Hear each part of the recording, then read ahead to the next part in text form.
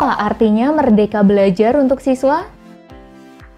Hai teman kece, mungkin udah banyak yang tahu ya kalau mulai Juli 2020 sistem ujian sekolah dan ujian nasional akan berubah. Ini merupakan bagian dari program Merdeka Belajar yang ditetapkan oleh Pak Menteri Nadiem Makarim. Nah, penting nih buat kamu ketahui apa saja dampak program ini buat kamu. Pertanyaan pertama kamu mungkin, apa sih program Merdeka Belajar? Dari namanya dapat ditebak nih tujuan programnya apa. Iya, bener. Biar belajar kamu jadi merdeka atau bebas. Bebas dari apa?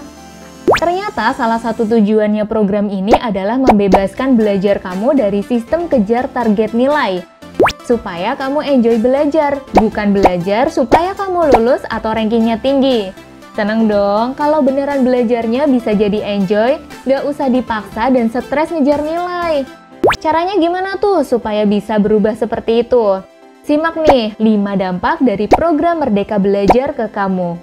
Pertama, ujian nasional ditiadakan. Sebagai gantinya, ada yang namanya asesmen kompetensi minimum. Kalau sebelumnya kamu diuji dalam mapel bahasa Indonesia, matematika, dan lainnya, sekarang yang diuji adalah kemampuan literasi dan numerasi. Ini nggak persis sama dengan mapel bahasa Indonesia dan matematika loh, karena bisa jadi ada materi IPA atau IPS di dalamnya juga. Fokusnya untuk menguji kemampuan memahami dan menganalisa bacaan dan juga menerapkan konsep berhitung dalam kehidupan sehari-hari. Tenang aja, ini bukan ujian naik kelas atau naik tingkat dan cuma untuk kelas 4, 8, dan juga 11. Kedua, selain asesmen kompetensi minimum akan ada survei karakter juga. Ini bukan tes, tapi sejumlah pertanyaan untuk mencari tahu apakah kamu sudah menerapkan asas-asas Pancasila dalam hidupmu. Nantinya, kedua hal ini akan digunakan untuk membantu kementerian menentukan kebijakan pendidikan di masa depan. Ketiga, USBN diserahkan jadi keputusan sekolah.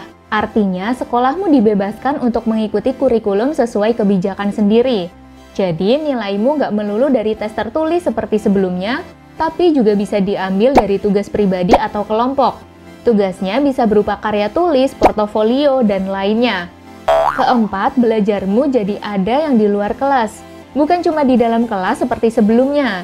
Diharapkan kamu bisa diskusi dengan guru, outing kelas, dan belajar banyak hal-hal lainnya seperti berani bertanya, mandiri, dan cerdik dalam bergaul. Dan yang kelima, sistem zonasi penerimaan murid baru akan berubah sesuai dengan kebijakan daerah masing-masing. Nah, udah tahu ya perubahan apa saja yang dapat kamu temui mulai dari tahun ajaran 2020-2021? Kalau begitu, biar temanmu yang lain tahu juga, jangan lupa like dan share video ini ya. Semangat belajar teman kece! Kejar cita, kejar ilmu, raih cita!